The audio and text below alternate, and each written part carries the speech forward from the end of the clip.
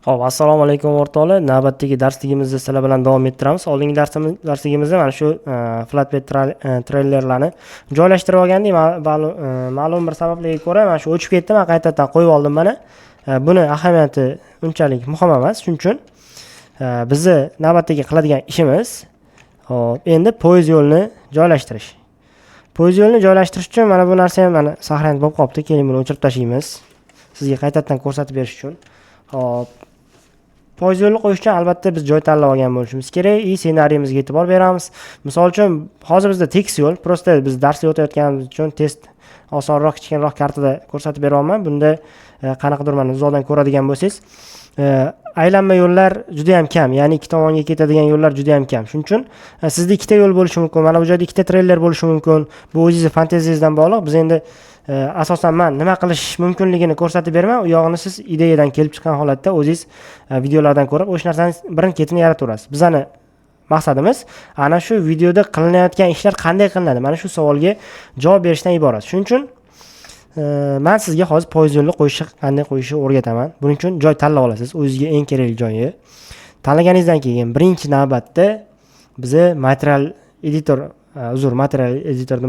Asset browser oynasi orqali mana bu train degan papkani ochib olishimiz kerak. Mana shu papkani ochganimizdan keyin bizda bir nechta poyezd yo'llari chiqadi.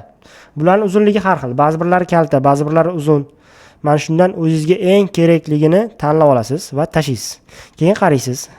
Bu biroz aylanasi to'g'ri kelmayapti. Demak, buni aylantirish uchun ikki knopkasini bosib, biroz mana yo'lga to'g'ri qilib qo'yib olamiz. Xo'p, qo'yganimizdan keyin endi biz biroz chetroqdan qaraydigan bo'lsak, bu yerga tagiga kirib qolgan. Bir raqamini bosamiz chap tomondan va biroz teparoq ko'taramiz.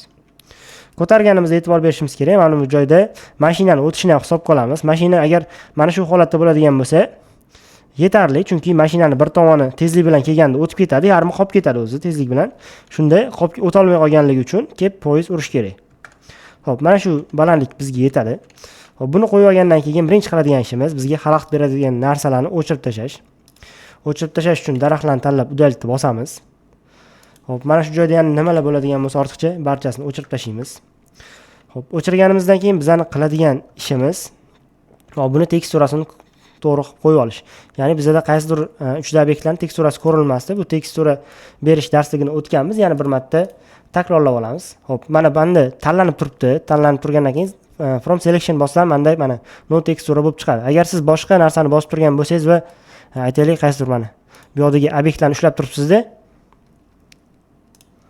keyin mana poyezd yo'lga tekstura bermoqchisiz. Agar siz poyezd yo'lga tekstura beraman siz mana shu joydan teksturani alishtiradigan bo'lsangiz, siz hozir boshqa narsani teksturasini almashtira olasiz. Shuning uchun обязательно mana shu obyektni tanlaysiz. Tanlagandan keyin ham biz srazi kirib ketmaymiz bu joyga alishtirishga. Chunki bizda hali ham o'zgarmadi mana. Mana buni from scan selection'ni bosganimizdan keyingina mana shu obyektni sozlamalarga o'tamiz. Keyin bu yoqdan papkani ochsak, bizda teksturalar berish oynasi ochiladi. Bu joydan o'zimizga kerakli bo'lgan papkaga kirib olamiz. Levels papkasiga kiramiz va o'zimizning kartamizga kiramiz. Ya'ni biz automation test track yo'nalish dedik, kartasi dedik. Bu joydan 3D model flatbed uchun va train bo'limiga kirsak, bizda mana ikkita o'zi rasm turibdi. Birinchisi biroz boshqacharoq, ikkinchisi poyezd yo'l ko'rinishda. Xo'p, mana shuni ustiga bir marta bosib open tugmasini bosamiz yoki mana shuni o'zini ikki marta bosadigan bo'lsak, mana bizning poyezd yo'limiz teksturasi o'rnatildi. Xo'p, o'rnatilgandan keyin qiladigan ishimiz nima? Qiladigan ishimiz mana bu joyda hop Terrain Tools o'tamiz. Terrain Tools bu yerga ishlov beradigan narsa, bo'lim hisoblanadi. Bunda ham yerga ishlov bersak bo'ladi. Hop, buning uchun set bo'limini bosamiz va bu joydan qalamchani bosamiz. Bu nima funksiyani beradi? Bizga mana shu yerni tekis qilib berish imkoniyatiga ega. Hozir menda train, ya'ni poyezd yo'l biroz aylanasi to'g'ri kelmabdi. Hozir men bir marta bosib, aylanasini to'g'rilab mana yo'lga tekis qilib qo'yib oldim. Endi qiladigan ishim mana shu bo'limni ochib, Terrain Tools ochib, buni bosaman, qalamchani bosaman va poyezd yo'li yerni balandligini o'lchab olaman. Endi mana shu joyga qizilga bosganim uchun menda yerni mana shu tekislikda tekislab beradi. Ya'ni hozir tushunib olishingiz uchun hop, yaqinroq boradigan bo'lsam, mana bu yer bilan birdek bo'lib turibdi poyezd yo'l. Bosadigan bo'lsam, bu hammasi bir xil tekislikda mana kiradi yerga.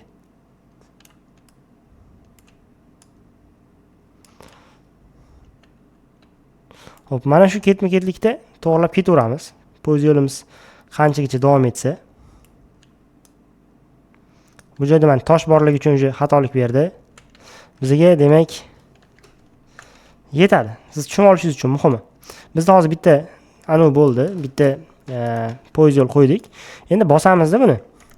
Bir raqamini bosib, shift tugmasi bilan biroz uzoqroq borib olib, shift tugmasi bilan bir uchini tanlaymizda, tortamiz bu yoqqa mana pastga qarab.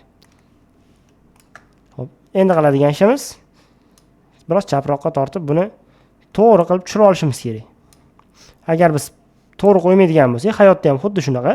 Agar poyezd yo'l relslari bir-biri bilan yaxshi tutashmasa yoki qanaqadir xatolik beradigan bo'lsa, poyezd yo'limiz mana shu ulangan joyda relsdan chiqib ketib qolishi mumkin. Shuning uchun erinmasdan kirib, mana shu joyda yaqin kelib olamizda, yaqin kelgandan keyin ko'rinadigan holatda ushlab bir xil qilib qo'yib olamiz. Mana ulangan joy umuman bilinmay qoldi mana. Ko'rdingizmi? Demak, bitta obyektdek bo'lib ketdi. Mana shunaqa qilib uzunligini tanlab olasiz qo'lingizdan kelgancha. Endi qarang. Hop, toshni o'chirib tashlaymiz bitta-bitta siz bilan. Yaqinroq bora olamiz buning uchun. Toshni tanlaymiz, o'chiramiz. Bularni chunki bu bizga xalaqit berishi mumkin. Poyezd yo'lini qo'ygan vaqtimizda. Hop. Bu o'tlar unchalik hech narsa qilmaydi, chunki bizda ko'rinadigan joyda emas. Bu o'tlarni ham o'chirish yo'li bor. O'chirish yo'lini keyingi safar sizga darslarimizni ko'rsatib ketamiz. Hozir bu juda ham muhim emas. Hop, keling yana bitta nusxasini shu joyga qo'yib olamiz.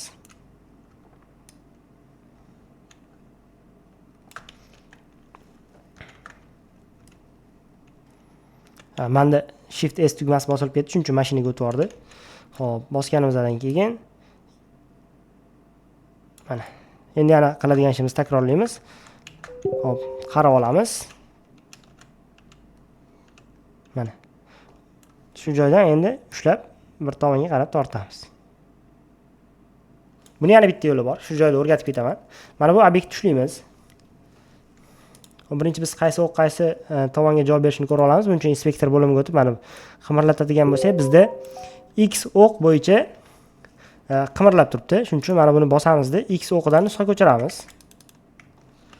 Va buni bosib X o'qiga shu narsani qo'yadigan bo'lsak, bizda o'xshash kerak edi, o'xshamadi. Mayli.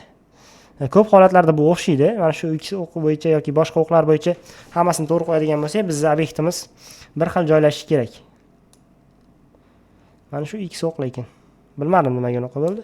Hop, bu muhim emas. Mana yaqinlashamiz, o'zimizning eski usuldan foydalanamiz, demak. Sekin tortib, mana chapga tortadigan bo'lsam, biroz ko'payib ketyapti, shuning uchun ehtiyotkorlik bilan mana shunga to'g'rilab qo'yib olamiz. Keling, mana shu joyni o'zgartirib ko'ramiz mana. Mana shu joyni 200 qilib ko'raylik. Hop, demak, kamaytirishimiz kerak ekan, 0 qilamiz.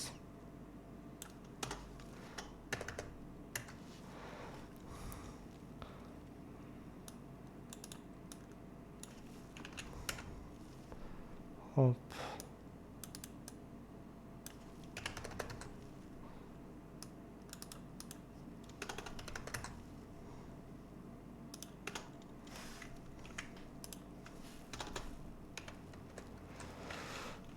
Hop, mana.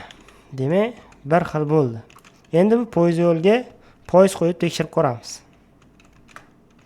Poyezd qo'yishda juda ham ehtiyotkor bo'lishimiz kerak. Ayniqsa o'yin pauzada bo'lsin. Hozir sizga shu narsani ham ko'rsatib o'tib ketaman. Hop.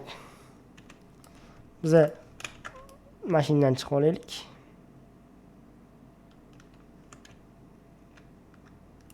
Hozir o'yin pauzada. Agar men pauzadan chiqaman, pauzadan chiqib endi bu joyga men poyezd qo'ymoqchi bo'lgan joyimga kelib olamanda. Qarab olaman shundoq.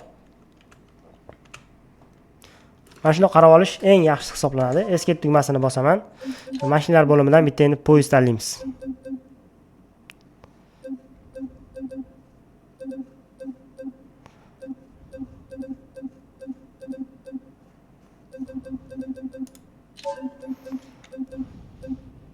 Keling, mana shuni tanlab ko'raylik. Qarang, tanlayman, nima sodir bo'ladi. Ko'rdingizmi? Poyezd yo'li ichiga kirib ketdi. Birinchi xatoyimiz. Adashmasam buni biz qattiq jism qilib olmadik. Ya'ni 3D obyektlarni qattiq jism qilishimiz kerak edi. Bu narsani inspektor bo'limida collision mesh o'rniga visible mesh qilib qo'yishimiz kerak. Ikkalasini ham. Mana visible mesh qilganimizdan keyin tanlaymiz. Teparoqqa chiqaramiz. Va o'yin pauzada bo'lishi kerak shu payt. Shu narsaga e'tibor bering. Boya men pauzda qilmadim. Agar bu qattiq jism bo'lgan taqdirda ham poyezd yo'lga tushmasa, poyezdimiz ag'darilib ketishi mumkin. Shuning uchun har doim pauza bilan ishlaymiz va pauza bilan ishlagandan keyin relsga yaqin turib olamiz. Lekin bizga mana shu o'qlar ham ko'rinishi kerak. Juda ham shu joyi nozikroq narsa. Mana ko'rib olamiz. Endi pastga tushiramiz. Bu yoqqa tortamiz.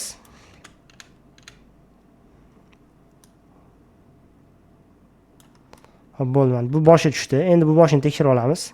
Bu bosh endi to'g'ri kelmayapti. Endi buni biz biroz aylantiramiz. Bu narsani yana bir tomoni bor. Mana bu obyektni tanlaymiz. Rotationni tanlaymiz. Mana bu joyda rotation bor. Hop. Poyezd yo'lni aylantiradigan bo'lsak, qarang, qaysi o'q aylanyapti? Ya'ni Z o'q aylanyapti. Z o'qi bo'yicha endi buni olishimiz kerak. Rotationini. Mana Z o'qi bo'yicha rotation oldik. Poyezd yo'lni tanladik. Poyezd yo'lga rotationni Z o'qiga qo'yadigan bo'lsak, bizda poyezdimiz mana shu relsi rotationi bilan aylanasi bilan bir xil bo'ladi. Endi qiladigan ishimiz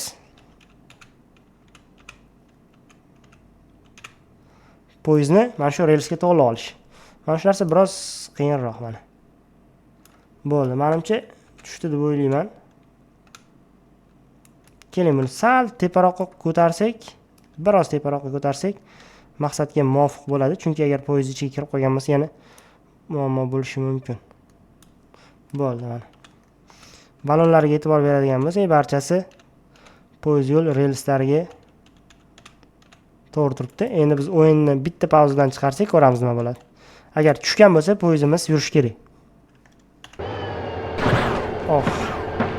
Xatolik bo'ldi. Pauzaga qo'yamiz, R ni bosamiz. Hop, buni visible mesh qilsak ham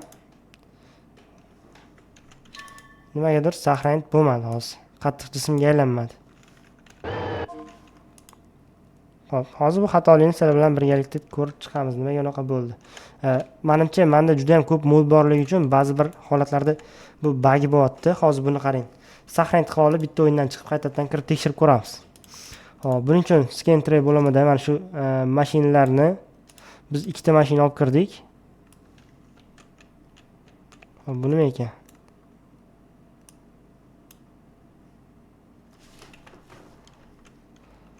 Hop. Buni tanlaymizda. Inspektor bo'limiga o'tib scan safe bosib qo'yamiz. Scan tray bo'limidan keyin buni mashinalar ichiga tashlab qo'yamiz. Bo'ldi. Endi biz saqlanib qilamiz-da, kartadan chiqamiz.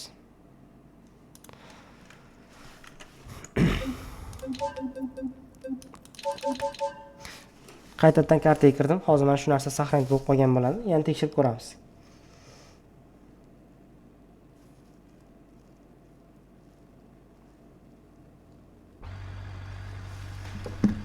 Xo'p. Har doim kirganimizda bizda mana shu mashinani qo'shib beradi. Bu narsani o'chirib tashlasak bo'ladi. Tab tugan, agar biz xaritamizni qarang, qidirib yuramiz-da. Misol uchun mana shu xaritaga borish agar bizga qiyinchilik tug'diradigan bo'lsa, kamerani mashinaga to'g'rilab bitta tab tugmasini bossak, eng yaqindagi mashinaga bizni olib kelib beradi mana.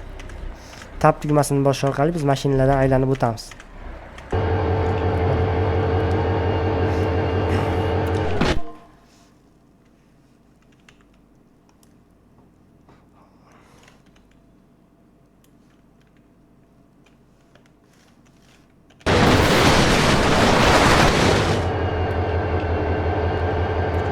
Hop, men boshqa knopkani bosib yubordim. Poyezdga uchish funksiyasini berib yubordim adashib. Hop, boya qilgan ishimiz to'g'ri bo'lgan. Chunki to'g'ri qildik bu narsani. Sababi mana poyezdimiz rels ustida turibdi. Biz endi buni yurg'izib ko'ramiz. Hozir teksturasini keyin to'g'rilab qo'yamiz poyezd yo'lni. Yurg'izishimiz uchun har doim biz T tugmasini bosishimiz kerak. Ya'ni F11 menyusidan chiqib olaman. Pauzdan chiqib olaman. T ni bosishimiz bizda оборотni bildiradi. T ni bosib oldinga yurg'izadigan bo'lsak, mana poyezdimiz yuryapti.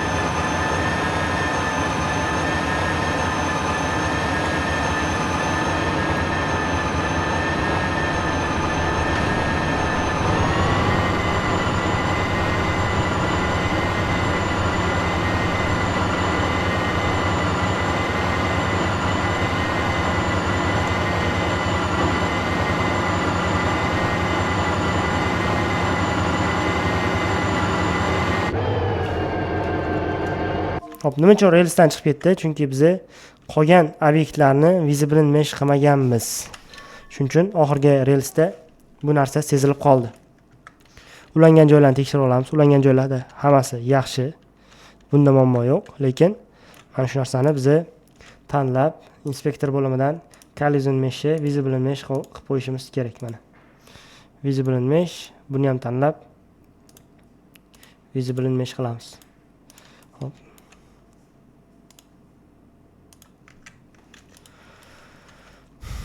Hop. Endi bitta tekstura berib yurg'izib ko'raylik. Hop, buni tanlaymiz obyektni. Keyin ham shu joyda bitta test qilib ko'ramiz. Barchasini tanlab turib bitta tekst bera olamizmi? Menimcha imkonsiz yoki bo'larmikin.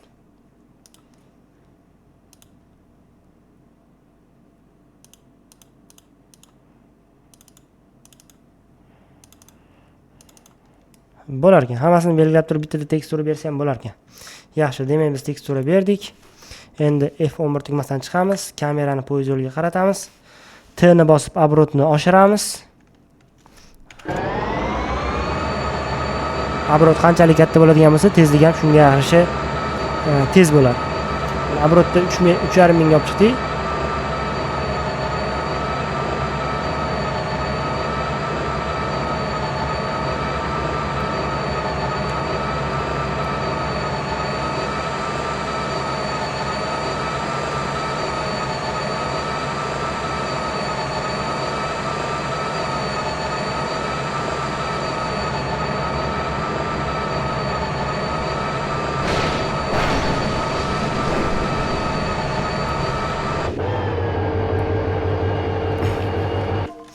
Bo'ldi. Demak, biz poyez yo'lini qo'yishni, poyez yurg'azishni o'rgandik siz bilan. Hop, keyingi darslarimiz uje kartamiz deyarli tayyor. Keyingi darsimizda mana shu kartaga ozgina bezak berish haqida gaplashib o'tib ketamiz. Nima uchun kerak, qanday qilinadi, shu narsa haqida gaplashamiz va oxirgi qiladigan narsamiz keyingisi uje mana shu yo'nalishda video tayyorlash haqida bo'ladi. Hop, shu bilan bugungi darsligimiz o'z yakuniga yetdi.